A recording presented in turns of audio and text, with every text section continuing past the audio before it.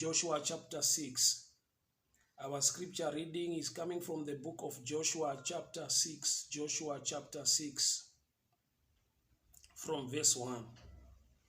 Now Jericho was tightly shut up because of the Israelites. No one went out and no one came in. Then the Lord said to Joshua, "See, I have delivered Jericho into your hands, along with its king and its fighting men. March around the city once with all the armed men. Do this for 6 days. Have 7 priests carry trumpets of ram's horn in front of the ark. On the 7th day, march around the city 7 times, with the priest blowing the trumpets. When you hear them sound a long blast on the trumpets, have all the people give a loud shout. Then the wall of the city will collapse, and the people will go up, every man straight in." May the Lord bless the reading of his word. Father, we thank you for such a time to hear your word. Speak to us, instruct us, correct us, empower us, for the glory of your name, in the mighty name of Jesus. Amen and amen. Ndinotenda Mwari zvikuru mangwanani ano hama dzangu, ndinokugamuchirai Mwari werugare vakuchengetei, Mwari wenyasha vakugonesei. Liaba Ngomwe, a good morning to you. My Jojonya Utore, a blessed morning to you. May the good Lord bless you. Thank you so much for tuning in. Nyaya ndinayo nhasi ine chekuita nevana veIsraeri pavari kuita take over Jericho. Bible ratanga kutsanangura mamiriro azvanga zvakaita kuti the gates were tightly shut up. Hapana waipinda uye hapana aibuda. Maged, masuo anga akavharwa, tightly shut up, akanyatsokiwa. Hakuna waipinda, hakuna waibuda. Asi Mwari vanotaura kuna Joshua vachiti, "See, tarira, I have given you Jericho, its king and its fighting men. See, I have given you Jericho." Pano regai nditaure pamusoro pekuona kune chekuita netrust, kuona kune chekuita neknowledge neruzivo. Why? Nokuti naturally kana pakakiwa pasina anopinda kana kubuda, zvoreva kuti hapana mukana wokuti munhu apinde. Asi Mwari vachiti kuna Joshua, "Tarira, ndakupa Jericho." Zvoreva kuti pane nguva dzekuti maonero edu anofanirwa kunge akazembera mukuziva Mwari. Maonero edu atinoita zvinhu anofanirwa kunge akatakura the knowledge about the God whom we serve. Nekuda kwekuti nyika inogona kutipa mamwe maonero nemamwe maziviro. Imagine urikuda kupinda pane imwe nzvimbo, wosvika pakakiwa, wosvika pakavharwa, pachinzi hapana ari kupinda kana kubuda. Yet Mwari votaura mauri in your spirit kuti tarira uone, I have given you. Zvoreva kuti kutarira kwacho hakunei nekutarira kuri physical, but kutarira kuri spiritual, kuva nemuono wekuziva the ability of God or the power of God. So Mwari vanobva vamupa an instruction kuti mimi chiunga naye mutenderere Jericho. On the 7th day, mutenderera 7 times, and the walls will collapse. Maged akakiwa, but Mwari uri kuda kupa vanhu access yekupinda munzvimbo iyi, not through the gates. Maged nyangwe akakiwa, Mwari vari kuti kuna Joshua, "See, I have given you Jericho."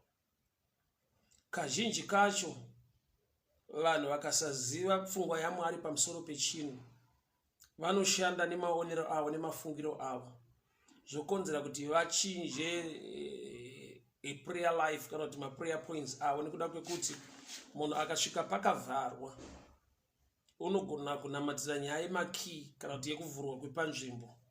Yeti Mwari vari kuti ndoda kuti uone muono wandoda kuti ushandise. Unotaridza kuti unotenda kuti Mwari vane simba, vane ability, vane nyasha dzekukupa nzvimbo iyi yakakiwa, yakavharwa. Handiziva ndiri kutaura naye mangwanana nhasi, but ndauya nemessage yandiri kupa a title yekuti the vacant is still on. the opportunity is still available. Hongu vanhu havasi kuda, vanhu havakufarire, vane nzira dzavakashandisa kuvhara imwe mikana nemwe maopportunities mulife vasingakutendere kuti uzviwane uaccesse nekusvika pazviri.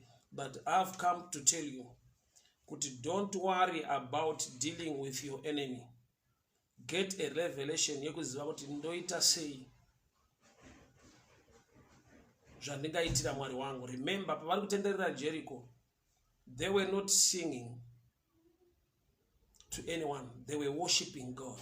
They were singing unto the Lord. Kureva kuti unofanirwa kushifta battle wobva mairi physically, but wotanga kupa mwari rumbidzo nekutenda mwari to an extent yekuti mwari wako is the one who can open a way where it seems to be no way. Mighty situation, thank you so much for tuning in. God bless you.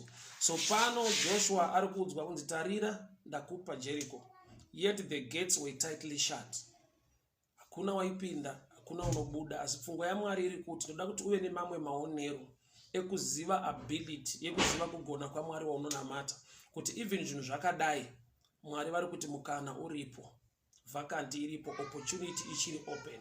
Vanhu vanogona kuvhara nenzira dzemavhariro avangaita, vanhu vanogona kukudzinga nekusudurutsa kunze, but Mwari wako ane ruoko rusina kupfupika, ane nyasha, ari kuti ndoda kuti uve nevamwe matarisiro anoita kuti uzive kuti Mwari vanogona kundipa pari kunzi nevanhu handigone kuwana. Hama dzangu, we are living in a time yekuti mamiriro akaita economy nekuda kwe COVID-19, things have changed. Mamwe opportunities, they are now closed.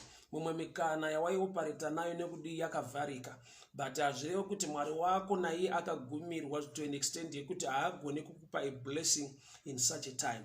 People are still being blessed by the Lord. Mwari uchiri mu business rekuropafadza vanhu, Mwari uchiri mu business rekukomborera vanhu. Despite a change irimo, despite maomero akaita upenyu nemachinjiro akaita zvinhu, Mwari wedu haashandurwe, but ndi Mwari unoshandura zvinhu. So I've come to tell you people kuti Jericho ingangodaro iri a place yauroda kuita enter, iri a business or iri a relationship, zviri zvimwe zvinhu zvauroda kupinda mazviri, then pane vanhu vaita ma-strategies, vaisa ma-locks, vakiya that opportunity, vavhara zvekuti havadi kuti uve nemukana to access zviri mukati meJericho. But I've come with this message to you. Mwari vari kuti see, tarira, I have given you Jericho with its fighting men and its kings, yet the gates were tightly shut. Number one, message yekunzi tarira ndakupa ine chekuita knowledge pakuti kudi Joshua ane varume 2 vaakatuma vakamanaja kusvika muJericho, vakandogara kumba kwaRahab, vakazodzoka kuna Joshua vaaccessa information.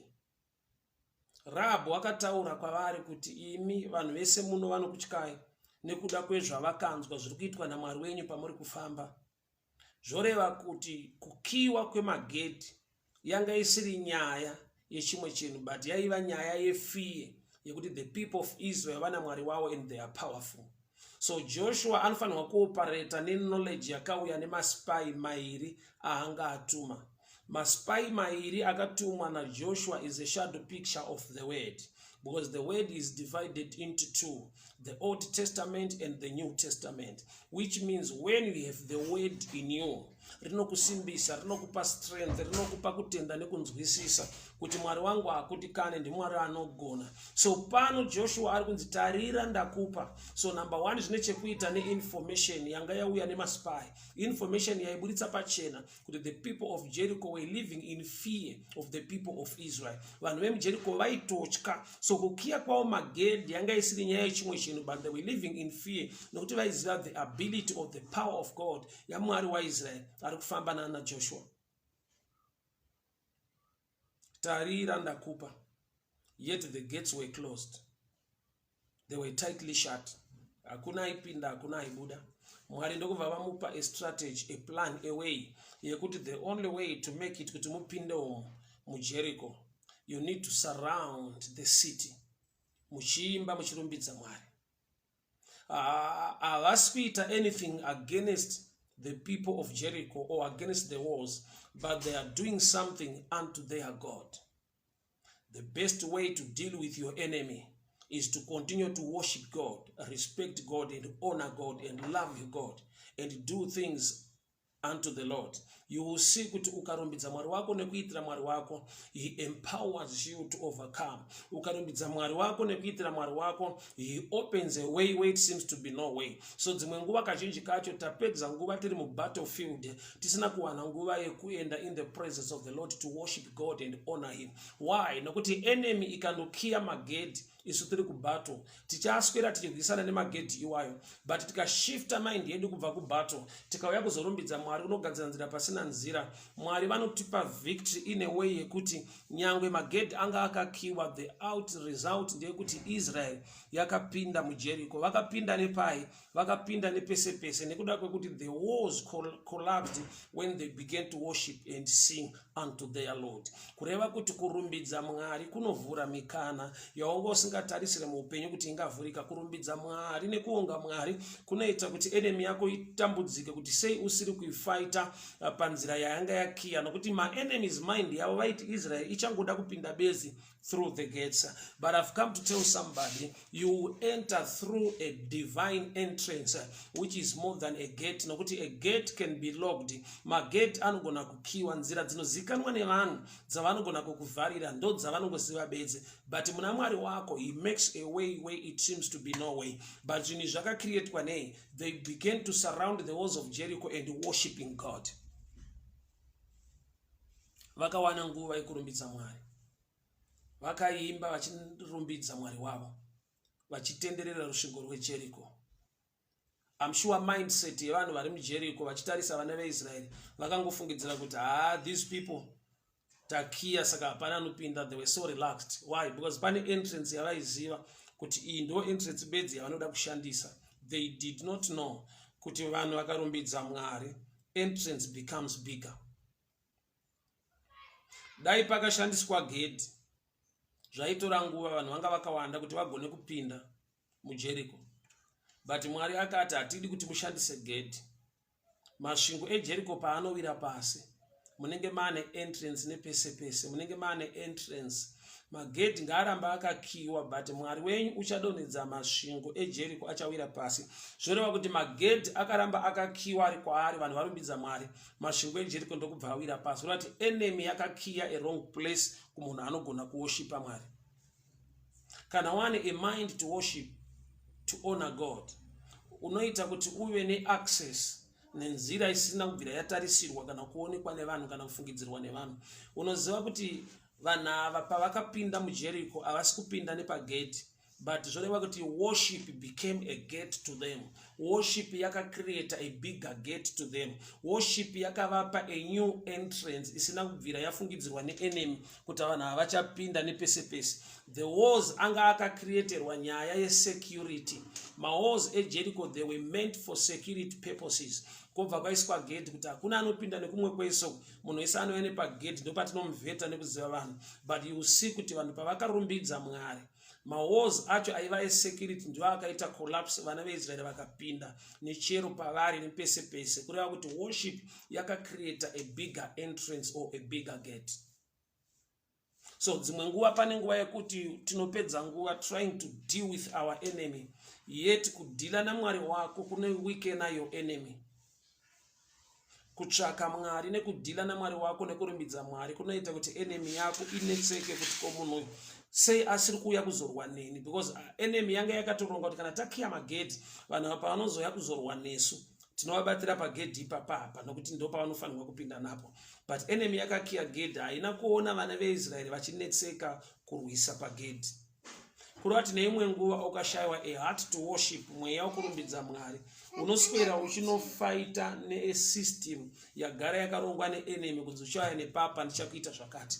But when you begin to worship God, vakakonzera confusion muJericho. Why? Because vaiva pagedhi vachitarisira kuti vana veIsraeri vachauya nepano, hakuna mwana weIsraeri akaenda neipapo. Pavaingoworshipa Mwari, on the 7th day vakatenderera 7 times and the walls collapsed. Mumwe nemumwe paposition yaari papo rakabva rava gate.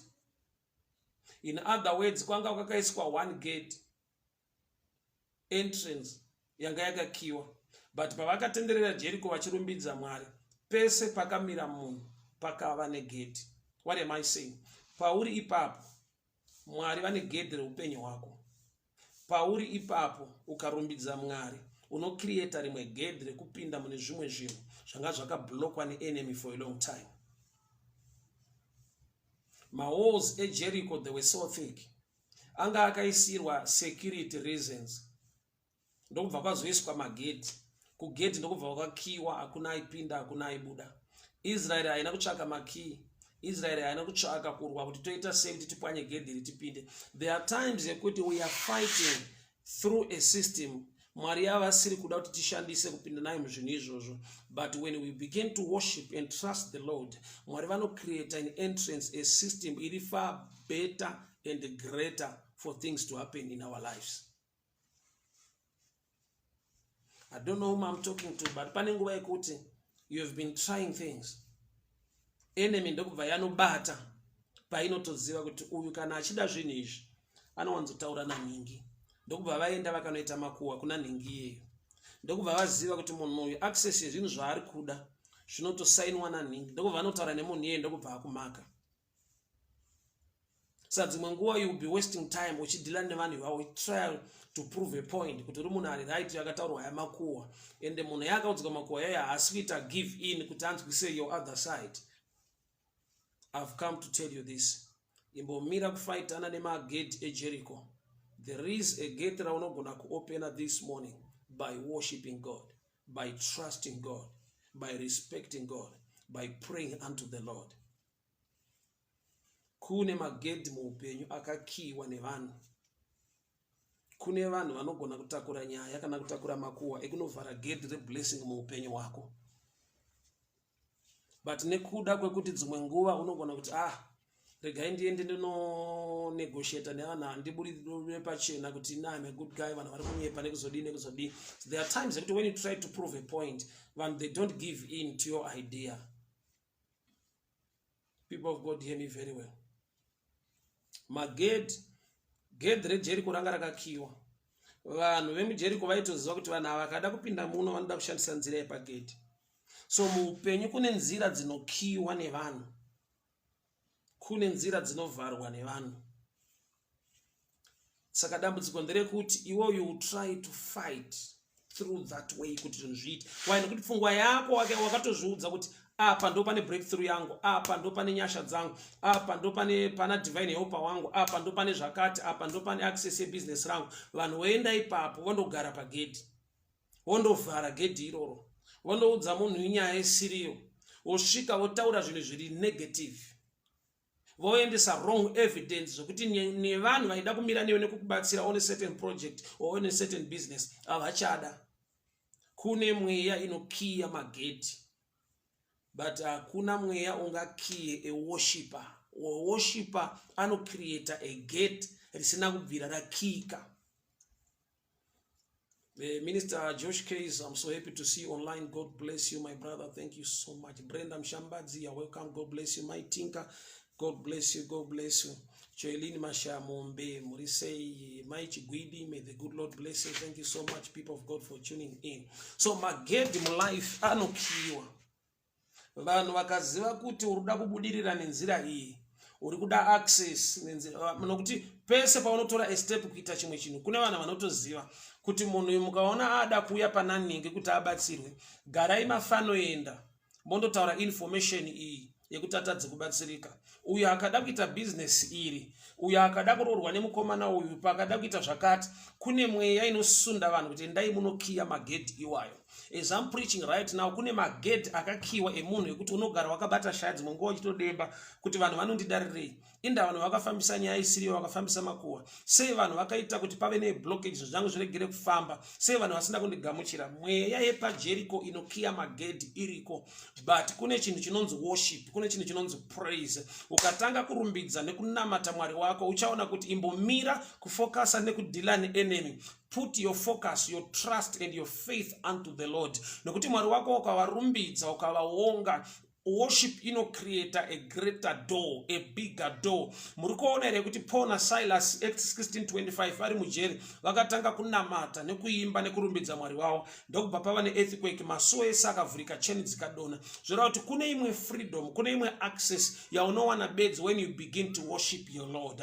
Pane nguva yekuti don't try to fight the chains dzakakusunga ayo, panyaya ndekuti wakasungwa kudaro, begin to worship him. Cheni dziri mumakumbo nemumaoko, tanga kurumbidza nekuonga Mwari. Mwari wako vane a master key yekusunungura. Don't negotiate nemunhu akakuisa cheni, but begin to worship God while at least you are still in chains. So magate eJericho, they were locked, anga akakiwa, panga pasina access yekupinda kana kubuda. But Mwari vanotaura kuna Joshua vachiti tarira ndakupa, kureva kuti ndoda kuti uve nemumwe muono wakasiyana nemuono uri carnal nemuono uri natural. Nokuti muono uri carnal uri natural ndekuti kana pakakiwa hapagone kunzi pataurwe shoko rekunzi tarira ndakupa, nokuti haugone kupiwa chinhu chakavharwa chakabloka chakakiwa. But Mwari vari kudii? Vari kuti kana wane kuziva pamusoro peability nekugona kwangu, ukandirumbidza uchaona kushamisa kwandichaita. Why? Nokuti Israel haina kuzopinda nepamagedhi.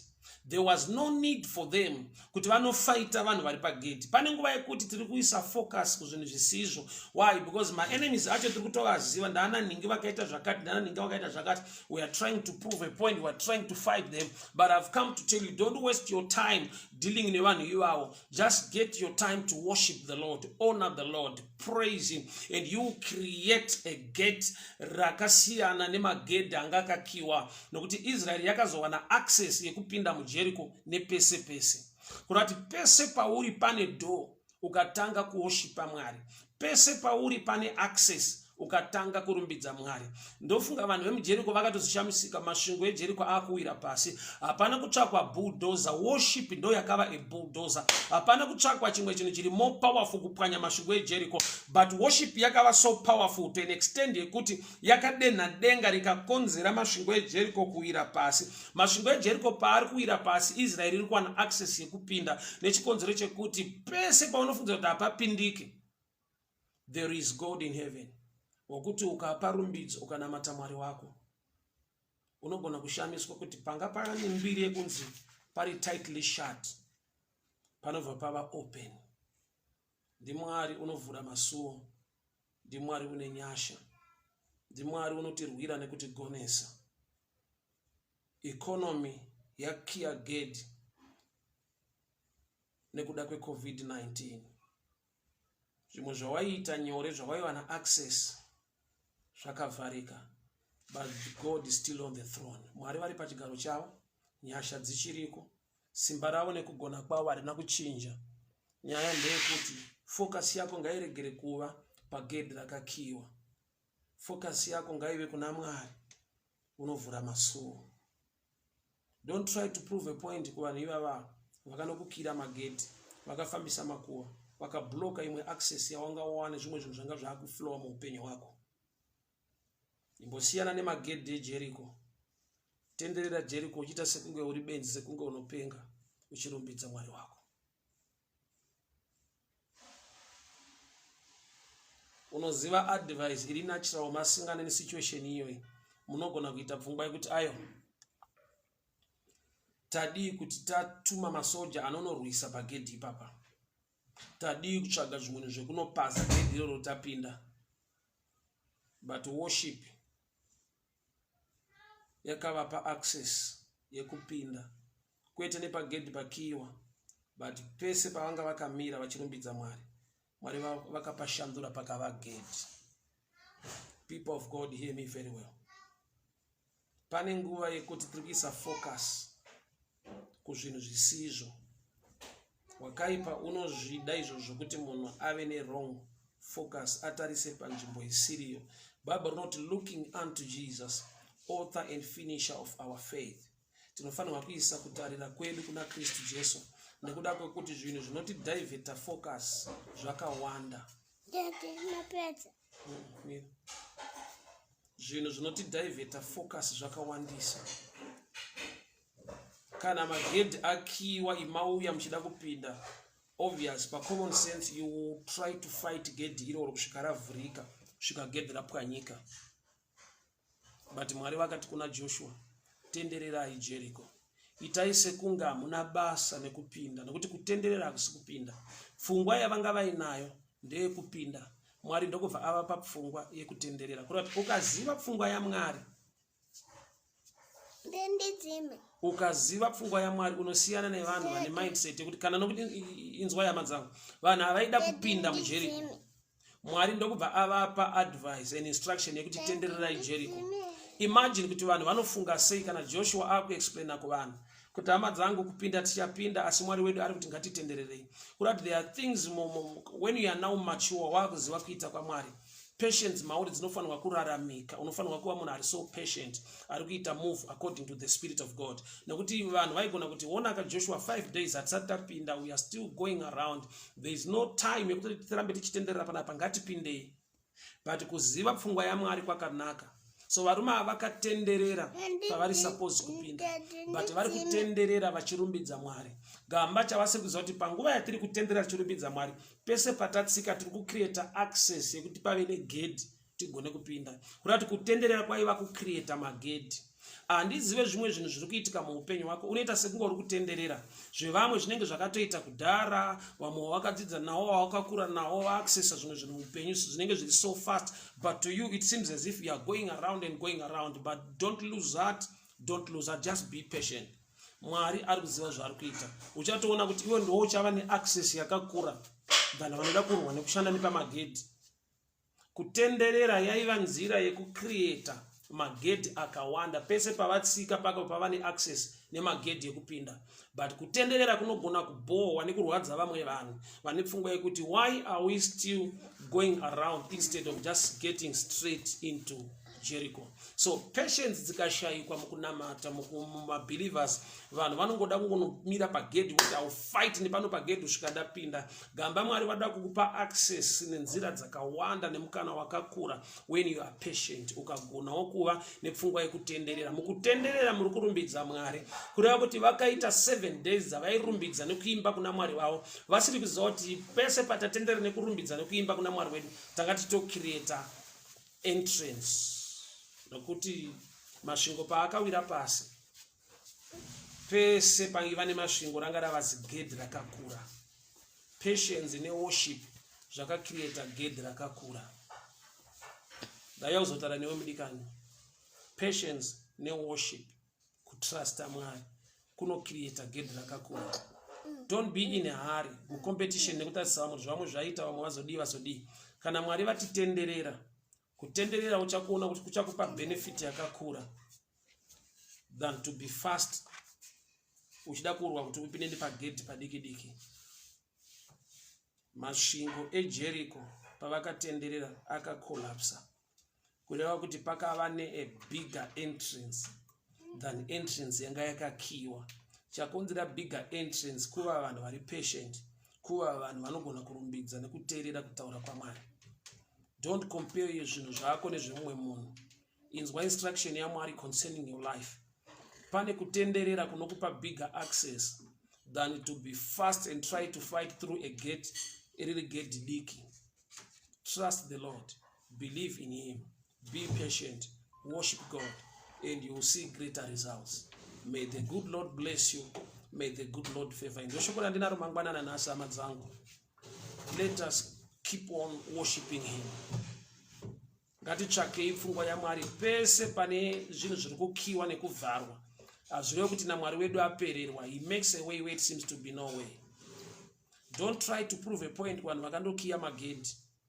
Kune rimwe gedhi hombe rakavigwa muworship. Enda unonamata Mwari wako, enda unorumbidza Mwari wako, uone magedhi nemasuo achavhurwa naMwari.